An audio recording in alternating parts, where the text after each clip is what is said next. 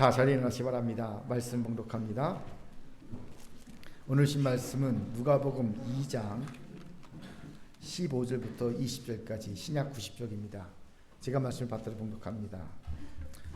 천사들이 떠나 하늘로 올라가니 목자가 서로 말하되 이제 베들레헴으로 가서 주께서 우리에게 알리신 바 이 이루어진 일을 보자 하고 빨리 가서 마리아 요셉과 구유에 누인 아기를 찾아서 보고 천사가 자기들에게 이 아기에 대하여 말한 것을 전하니 듣는 자가 다 목자들이 그들에게 말한 것을 놀랍게 여기되 마리아는 이 모든 말을 마음에 새겨 생각하니라. 목자들은 자기들에게 이르던 바와 같이 듣고 본 그 모든 것을 인하여 하나님께 영광을 돌리고 찬송하며 돌아가니라. 아멘. 다시 앉으시기 바랍니다. 기도합니다. 사랑과 자비하는 이 시간 말씀을 듣기 원합니다. 말씀 전한 자 연약한 것들 십자가에 온전히 감춰주시고 정직하고 담대하게 주의 말씀만 증언하게 도와주옵소서. 듣는 성도들 하나님 경외케 하여 주옵소서. 믿음으로 순전한 말씀을 받아 30배, 60배, 100배 순종의 열매 맺기 원합니다. 오늘 전한 자, 듣는 자가 한 성의 내 가운데 거하게 하여 주옵소서. 감사드리며 예수님 이름으로 기도합니다. 아멘. 할렐루야.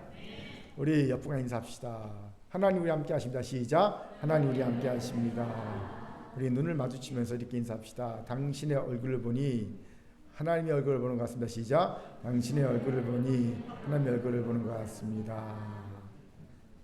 제가 이번 주에 레미제라블이라는 뮤지컬 봤는데 거기에 이런 말이 나오더라고요. 사랑하는 자 신의 얼굴을 보리라. 우리가 사랑으로 서로를 보면 하나님의 얼굴을 볼 줄 믿습니다. 아멘. 자, 저를 주목해 주시기 바랍니다. 저는 해피엔딩으로 끝나는 로맨틱 드라마나 영화를 보면 항상 궁금증이 생깁니다. 그래서 저들은 어떻게 살았을까? 예를 들어 이몽룡과 성충환 같이 절절한 사랑으로 해피엔딩이 된 커플의 경우 그 후의 삶이 어땠을까 궁금합니다. 평생 인꺼부로 살았을까? 아니면 오늘 우리처럼 지지고 볶으며 로또 복권처럼 살았을까? 하나도 안 맞아, 부부가. 제 짐작으로는 후자일 것 같은데 혹시나 하는 마음이 들어 항상 궁금합니다. 제가 왜 이런 궁금증을 가질까요? 간단합니다. 진짜 사랑은요, 순간 반짝하는 그 사랑이 아니라 꾸준한 오랜 시간 동안의 믿음과 배려이기 때문이죠. 바라기는 이런 사랑을 함으로 하나님의 얼굴을 보는 우리가 되길 바랍니다. 아멘. 그런데 그들의 그 후가 궁금한 이는 또 있습니다. 바로 오늘 본문의 목자들입니다. 목자들을 볼 때 항상 성탄절에 정신과 원형을 보여주는 사례로만 보았어요. 실제로 성경에 목자들이 기록된 이유도 이들이 성탄절에 정신과 원형을 보여주는 이들이기 때문입니다. 어떤 정신과 원형입니까? 작년에 했던 설교를 혹시나 기억하는 분이 있지 않을까 하는 헛된 망상을 갖고 있지는 않지만 작년에 이 부분에 제가 이렇게 말씀드린 적이 있습니다. 간단히 요약하면요, 이들이 성탄절에 정신과 원형이 됐던 이유는 첫째, 목자들은 믿음과 행함이 함께 했다는 겁니다. 우리 같이 15절 읽겠습니다. 같이 읽죠. 시작. 천사들이 떠나 하늘로 올라가니 목자가 서로 말하되 이제 베들레헴까지 가서 주께서 우리에게 알리신 바 이 이루어진 것을 보자 하고, 15절에서 먼저 주목할 부분은 천사들이 떠나 하늘로 올라가니입니다. 이 말의 의미가 뭘까요? 황홀한 경험이 끝났다는 겁니다.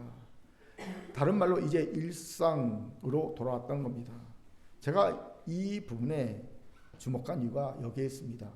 황홀한 영적인 체험을 하고 일상으로 돌아온 후, 즉 황홀한 영적 체험이 준 깨달음과 믿음과 결단을 행함으로 실천한 이가 많지 않기 때문입니다. 대신 얼마 지나지 않아 언제 그런 황홀한 영적 체험을 했는가 싶게 다시 그런 체험을 하기 전으로 돌아가는 이들이 너무 많습니다. 그런데 목자들은 다르잖아요. 그들은 황홀한 영적인 체험이 끝나고 일상으로 돌아갔음에도 그 영적인 체험이 준 깨달음과 믿음과 결단을 행함으로 실천하고 있습니다.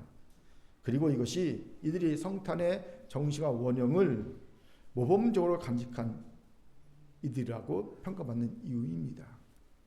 두 번째로 목자들은요, 복음을 전한 자가 되었다는 겁니다. 17절 한번 읽어볼까요? 시작. 보고 천사가 자기들에게 이 아기에 대하여 말한 것을 보아하니.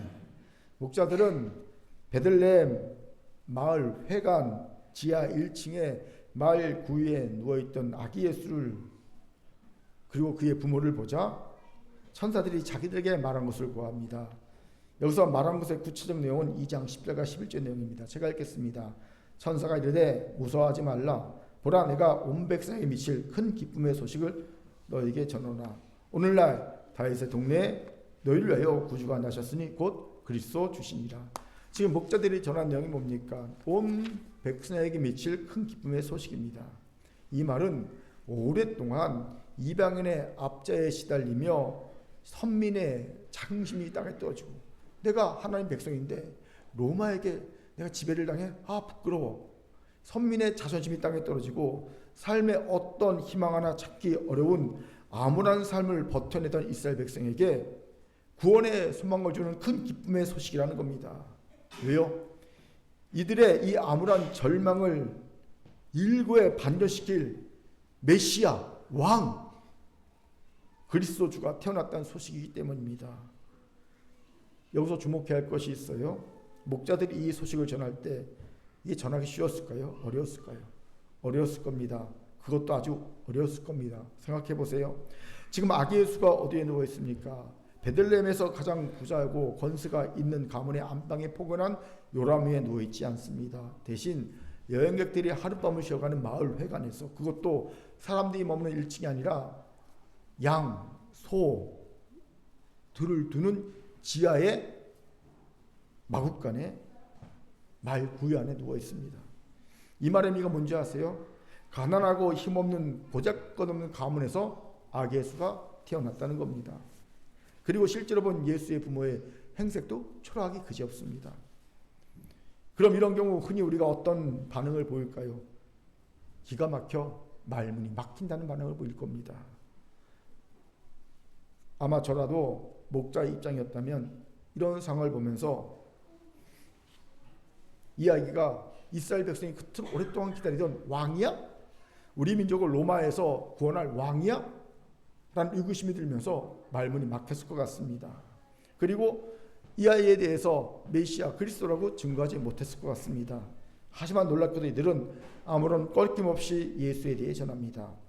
헬라어 성경은 목자들이 아무런 꺼리낌 없이 아기 예수에 대해 전했다는 것을 알려주기 위해 가서 찾아가 보고라는 동사를 앞에 배치합니다. 이건 강조한다는 겁니다. 강조. 즉 목자들이 아기 예수에 대해 아기 예수를 찾아서 보는 일련의 행위들이 일사천리로 막힘없이 이루어지고 있다는 거예요. 왜 이 행위를 일사천리로 막힘없이 이루어졌다는 걸 강조하겠습니까?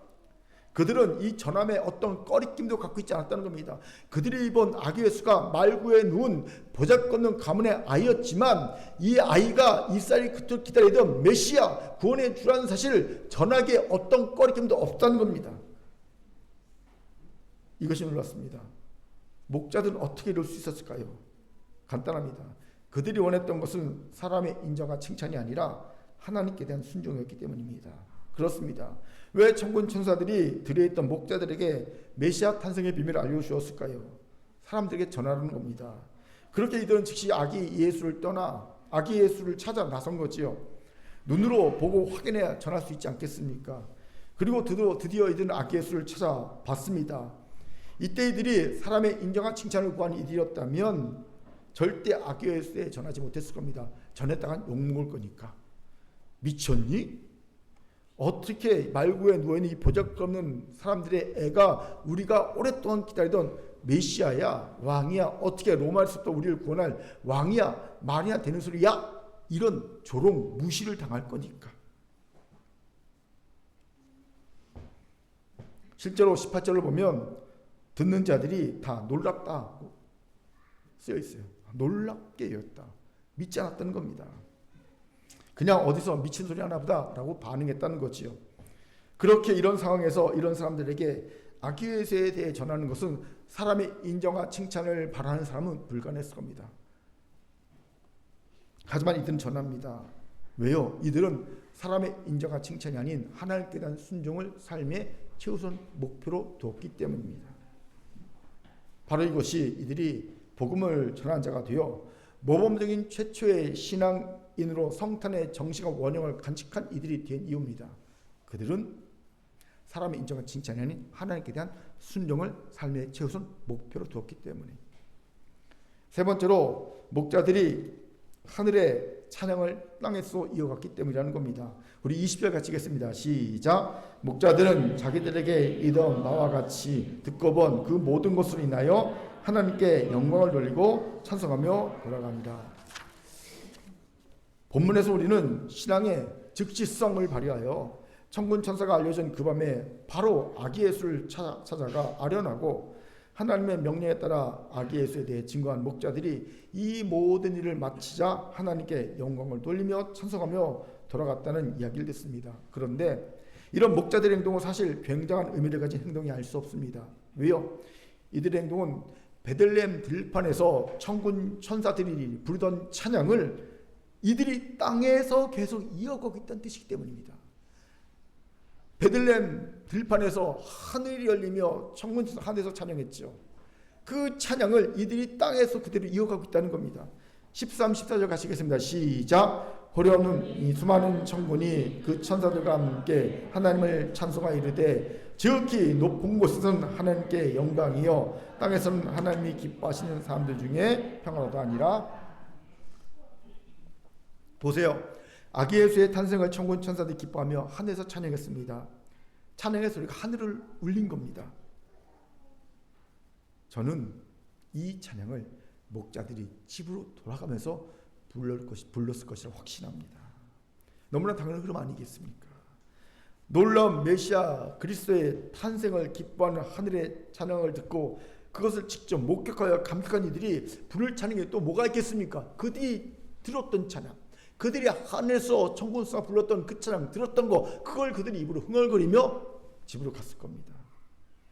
그런데 이런 목자들의 행동은 그들이 의식했던 의식하지 않았던, 의도했던 의도하지 않았던 엄청난 의미를 가진 행동이었죠. 바로 천군 천사들이 하늘에서 불렀던 찬양을 이제 이들이 이 땅에서 이어 부르고 있었다는 겁니다. 이건 마치 하늘의 뜻이 땅에서도 이루어지게 하소서라는 예수님이 가르쳐주신 주기도문의 내용과 같은 거예요. 일맥상통하는 행위입니다. 그리고 이건 이 땅의 모든 그리스도인이 마땅히 행해야 하는 행동이기도 합니다. 그러니 예수께서 매일 주기도문으로 이 기도를 가르쳐 주신 것이 아니겠습니까? 바로 이 행동을 목자들이 하고 있다는 거지요. 그러니 모범적인 신앙인이요 성탄의 정식과 원형을 보여주고 있다는 거예요. 보세요. 이런 이유로 목자들이야말로 성탄의 정식과 원형을 가장 잘 보여준 이라고 여겨집니다. 그렇게 누가복음에서 누가가 이 목자들의 얘기를 기록하고 있는 겁니다. 이들이야말로 성탄의 정식 원형을 잘 보여주고 있다. 그렇게 저는 이들의 이 이후의 삶이 너무 궁금해졌어요. 여러분 궁금하지 않습니까? 이런 대단한 성탄의 정식과 원형을 보여준 목자들이 그 위에 어떻게 살았을까? 같이 알아봅시다. 여기서 이런 의구심이 들 수 있습니다. 목사님, 성경에는 성탄의 경험 이후 목자들의 삶에 대한 기록이 따로 없는데 어떻게 그 후의 삶을 알 수 있습니까? 이런 질문이 드는 것이 마땅합니다. 그런데 비록 성경에는 없지만 성경 외의 기록을 통해 이들의 그 후의 삶을 알 수가 있어요. 그리고 오늘 본문도 자세히 살펴보면 그들의 그 후의 삶이 어떠했을지를 짐작해 줍니다. 다시 한번 본문 20절 힘있게 읽어봅시다. 시작. 목자들은 자기들에게 이르던 바와 같이 듣고 본 그 모든 것을 인하여 하나님께 영광을 돌리고 찬송하며 돌아가니라.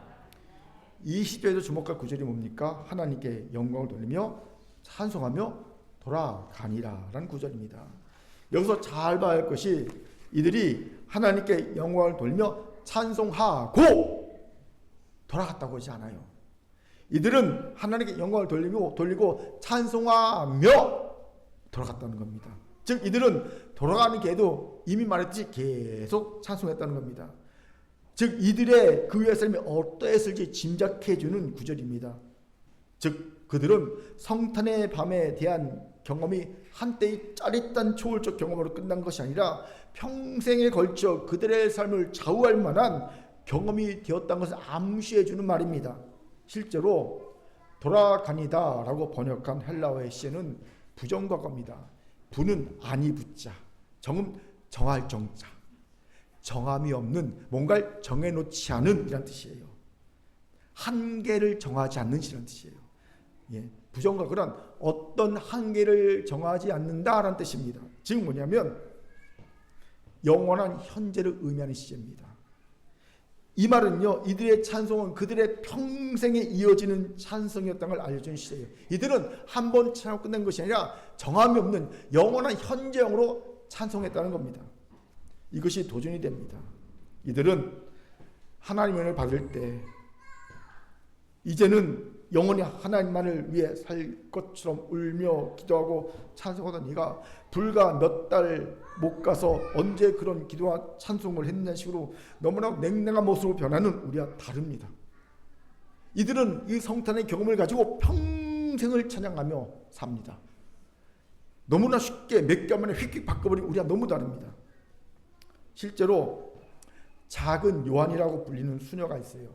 마리아 발도르타라는 분인데 돌아가신 분이에요. 이분이 쓴 사람 하느님의 시라는 책 1권에서 이들 목자에 대해 우리가 성경에서 알 수 없는 그 위의 삶의 모습을 알려줍니다. 여러분 이 부분에서 오해가 없길 바랍니다. 마리아 발도르타가 쓴 책은 성경책이 아닙니다. 성경책은요 66권으로 끝났어요. 하지만 마리아 발도르타가 쓴 책은 신앙에 유익합니다. 그렇게 성경이 아니라도 참고할 만하죠. 카톨릭에서는요 그녀의 이 책이 성경은 아니지만 신앙에 유익하다는 것을 알려주기에 그녀가 1961년 65세의 나이로 하나님의 부르심을 받을 때 엄숙한 분위기에서 소수의 사람만이 그녀의 시신을 볼 수 있었는데 그녀의 시신에 대해 이렇게 소개합니다. 소수의 엄숙한 방문자는 그녀의 왼손은 검푸르게 변해 있었으나 그녀의 오른손, 이 오른손에 무슨 별명이 붙었냐면요 주님의 펜이라고. 주님의 펜으로 정의되는 오른손은 밝다는 사실에 경탄을 금할 수 없었다. 왼손은 썩어가고 있는데 오른손은 계속 빛이 났다는 거죠. 썼던. 그녀는 실제로 이런 얘기를 합니다. 나는 어떤 자료를 가지고 이 책을 쓴 것이 아니라 계시를 직접 받아 썼다라고 밝혔습니다. 아무튼 이 책에 하면요 그토록 궁금했던 베들레헴 목자들의 구의 삶이 소개되고 있어요. 소개합니다. 예수님 탄생을 경배로운 목자들은 총 12명이었다. 베들레헴 들판에서 예수님 탄생일 밤에 천사로부터 메시아가 나셨음을 목자들은 들었다. 가장 나이 어린 소년 목자 레위가 천사의 말을 들었고 그중 목자 엘리야는 자기가 동굴을 가르쳐주고 양수를 줬던 젊은 부부를 기억했다. 그래서 그들은 그 동굴을 쉽게 찾아갈 수 있었다. 그 목자들은 그 이후 30년간 박해를 받고 뿔뿔이 찢었다. 베들레헴 아이들에 대한 헤롯의 학살로 200명 이상 죽었고 베들레헴 사람들은 그 원인이 되었던 소위 메시아로 했던 아기와 메시아가 낫다고 떠들었던 목자들을 원망하고 미워하기 시작했다.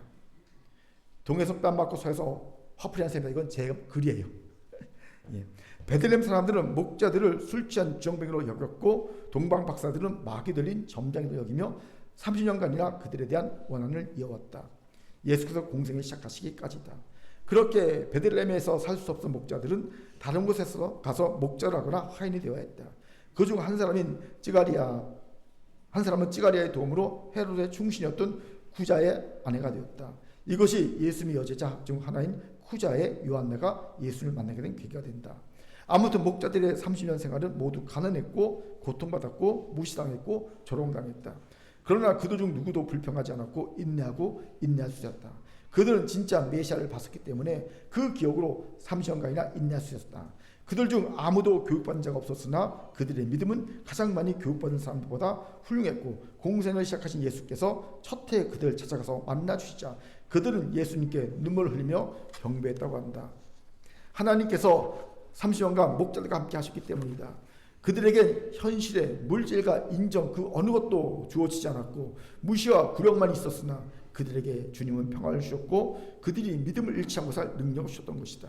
결국 목자들은 예수님 공생애활 내내 예수님과 함께하는 제자들이 되었으며 예수님의 십자가 죽음의 현장에서 먼발치지만 현장을 떠나지 않고 끝까지 있었고 그들의 믿음은 흔들리지 않았다고 한다.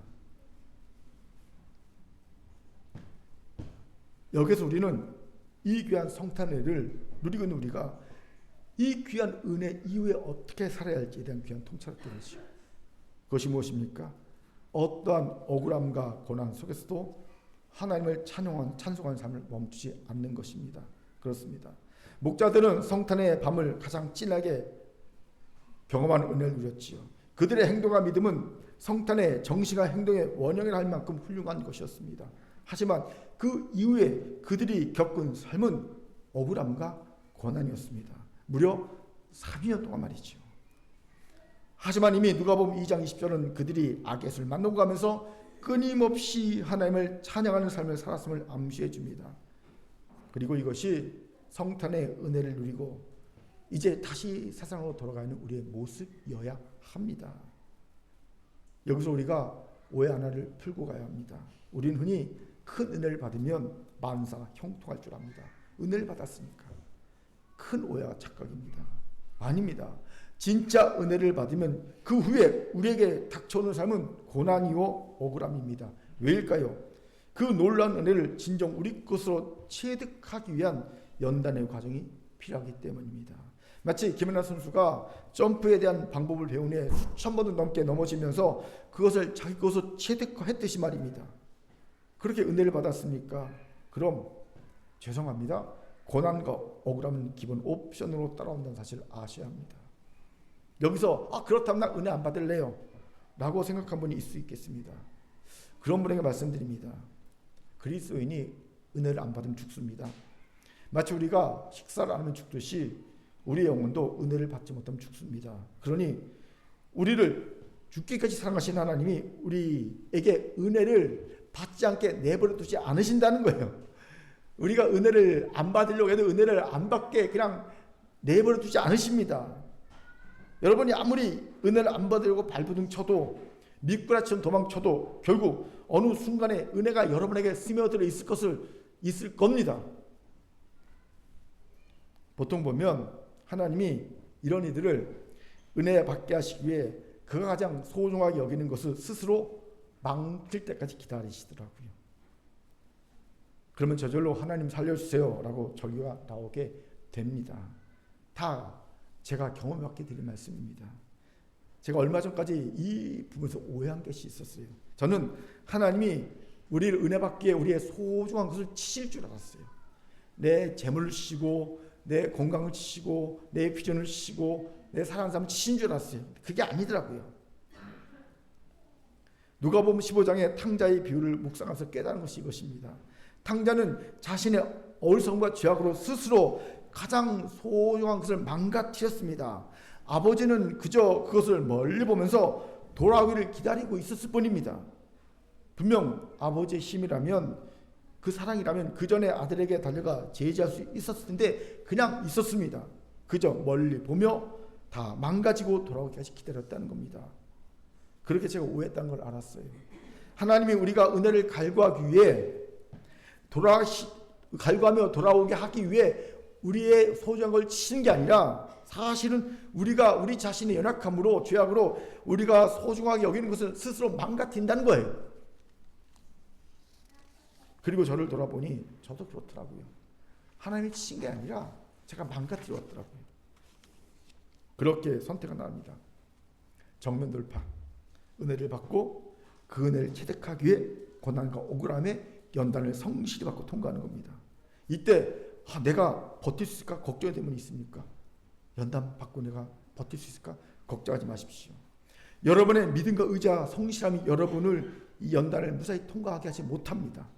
여러분이 아무리 진심으로 대해도 신앙생활에도 여러분 절대 이 연단 통과하지 못합니다. 저는 목회를 30년 이상 하고 난 뒤에 비로소 이걸 깨달았습니다. 대신 하나님의 열심, 하나님의 진심, 하나님의 은혜가 이 연단을 무사하게 통과하게 하실 겁니다. 내가 넘어지고 쓰러지고 포기하고 싶을 때 하나님이 무슨 수를 쓰더라도 나를 다시 일으켜 세우실 겁니다. 다시 정직하게 연단의 과정을 통과한 자로 만들어 세우실 것입니다. 제가 이미 한번 소개한 적이 있지만 제게는 확신 준 말씀이 있어요. 다시 소개합니다. 데살로니가전서 5장 16절부터 18절까지 같이 읽겠습니다. 시작. 항상 기뻐하라, 쉬지 말고 기도하라, 범사에 감사하라. 이것이 그리스도 예수 안에서 너희를 향하신 하나님의 뜻이니라. 아멘. 저는 얼마 전까지 이 말씀을 항상 기뻐하고 쉬지 말고 기도하고 범사에 감사하는 것이 하나님의 강력한 명령인 줄 알았습니다. 너희를 향한 내 뜻, 내 의지가 이것이 너희는 꼭 지켜라는 말로 이해했습니다. 그런데 다시 보니 아니더라고요. 이건 명령이 아니라 약속이었습니다.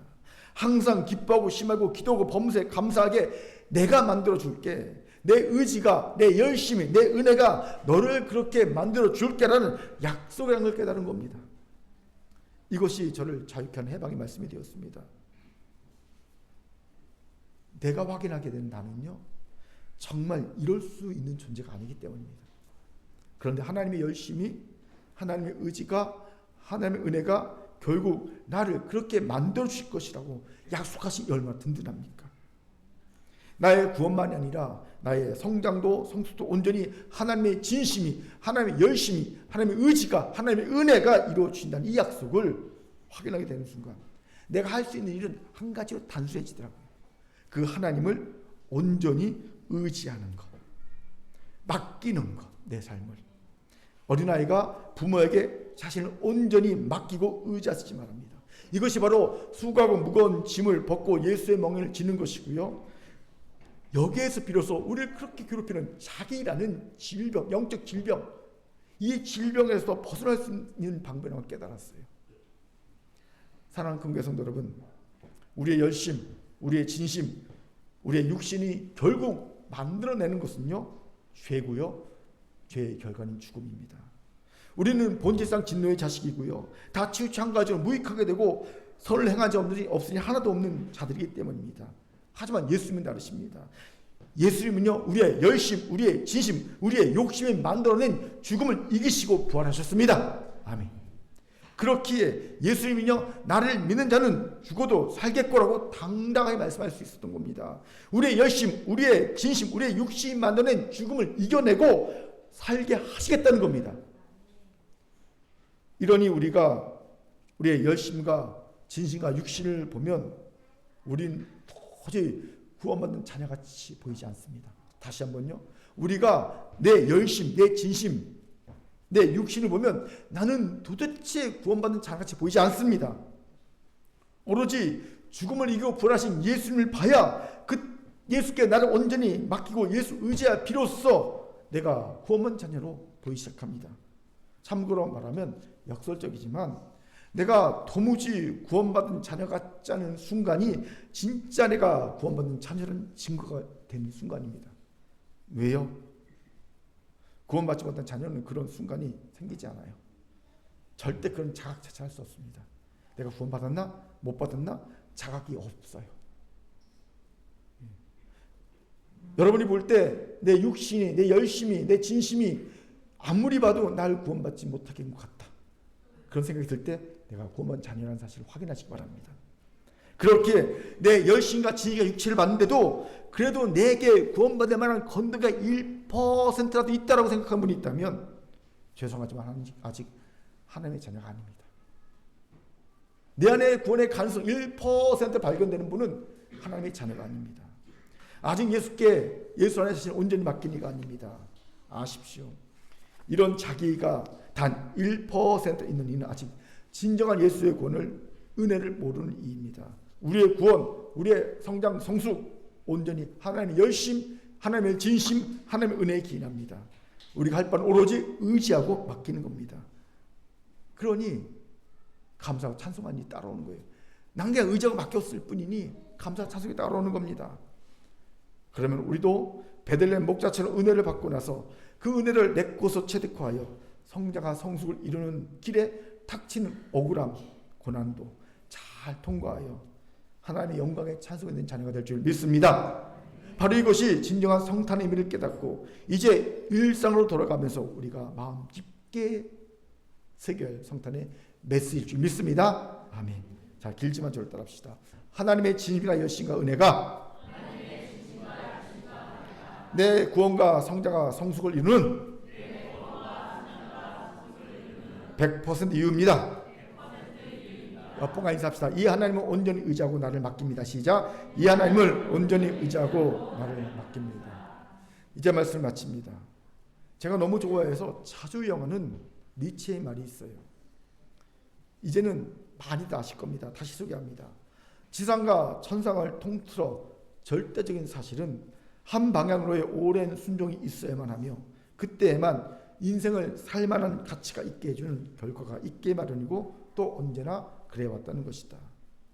저는 이 말을 새길 때마다 은혜 받은 구가 어떠해야 하는지 궁금해지니가 아니라 당연히 예측되어야 될 이유를 생각하게 됩니다.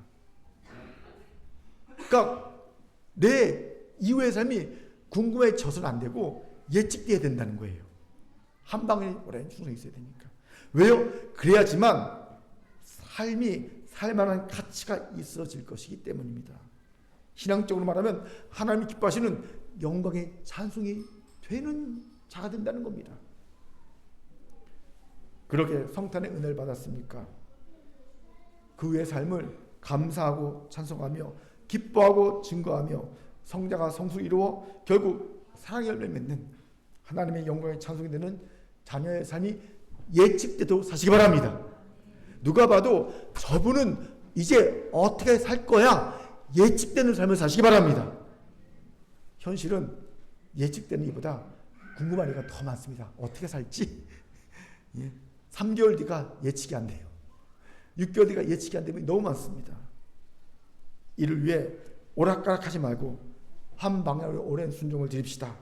오늘 이 결단과 내가 있기를 주의 이름으로 축원합니다. 하나님의 말씀이었습니다. 아멘. 기도하겠습니다. 사랑과 자비하는 참 감사합니다. 성탄의 진정 은혜를 경험했습니까? 그렇다면 이제 온전히 하나님께 의탁하고 의지하고 맡기고 예측이 가능한 그 위에서 예측이 가능한 한 방에 오랜 순종을 드리는 우리 모두가 되게 도와 주옵소서. 감사드리며 예수님 이름으로 기도합니다. 아멘.